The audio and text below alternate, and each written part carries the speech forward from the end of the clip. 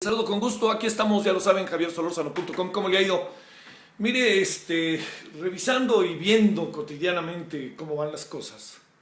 Hemos entrado ahí como en una disyuntiva que creo que se incrementa al interior de nuestra sociedad, de nuestro país, ¿no? O sea, el asunto es qué tanto hemos perdido la tolerancia, si es que algún día la tuvimos, pero sobre todo hacia dónde podemos dirigirnos en términos de la situación que está actualmente viviendo el país.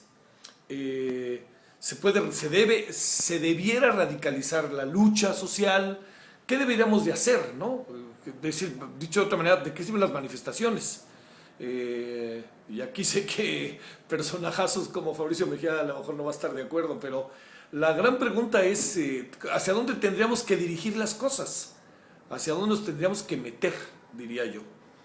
¿Hacia dónde deberíamos de seguir la línea de lo que hoy está pasando? Es muy difícil porque hay muchos enconos y hay muchas afrentas de muchos años, de muchos años. Pero la gran clave del asunto es, a ver, este día después, de qué nos debe de servir o dónde deberíamos de nosotros ubicarnos y colocarnos. Y no es un asunto sencillo porque pareciera que para que diéramos pasos hacia adelante, porque ahorita estamos en buena medida tratando de identificar el momento en que vivimos a través de manifestaciones, de muchas cosas que están pasando, qué tendríamos que identificar y sobre todo qué tendríamos que ver hacia nuestro pasado. ¿Qué nos dejaría medianamente satisfechos para pensar en el futuro? ¿Qué nos dejaría medianamente satisfechos para creer que los legisladores podrían realmente transformar el decálogo de Enrique Peña Nieto, que evidentemente es no solamente susceptible de mejoría, sino de necesaria mejoría?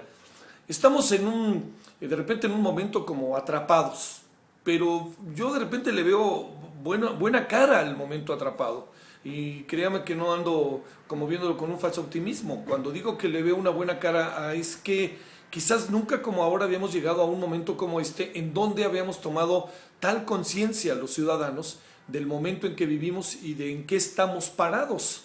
Quizás nunca como ahora un hecho en donde diría Roberto Saviano, el gran asunto también con los estudiantes que son inocentes, es un hecho de desaparición de 43 estudiantes que coloca todo un conjunto de circunstancias en la mesa que nos lleva a pensar en nosotros mismos y a lo que ha pasado a lo largo de mucho tiempo, en lo cual una alta responsabilidad recae en la clase política, incluso sector empresarial, pero hay otra parte que recae en los ciudadanos que hemos hecho poco o nada para transformar las cosas. A lo que voy es a esto.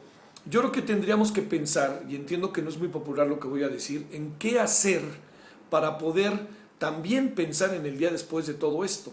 ¿Qué nos dejaría satisfechos como sociedad? No vamos a tener una satisfacción plena, pero ¿qué nos colocaría como con una cara diferente y además entendiendo que todo esto que estamos viviendo está sirviendo para algo o sirve para echarnos para adelante, pero hacia dónde nos movemos en ese hacia adelante? Y yo creo que es ahí en donde va a ser muy difícil primero ponernos de acuerdo y yo no estoy tan seguro de que el sexenio de Peña Nieto pueda quitarse este estigma, Televisa, los 43 estudiantes desaparecidos, Televisa y a lo mejor también la violencia misma. Pero lo que sí tenemos que pensar como sociedad es en dónde nos tendríamos que quedar, porque el país va a entrar el año que entra en un proceso sumamente complicado. Las reformas no va a ser tan fácil que se apliquen. Algunas de ellas podrán caminar como la de telecomunicaciones, otras quizás las de transparencia, alguna cuestión así, pero esto que tiene que ver en materia energética va a ser muy difícil porque cuando empiece muchas cosas a echarse a andar, se va a volver a configurar una oposición precisamente hacia ello.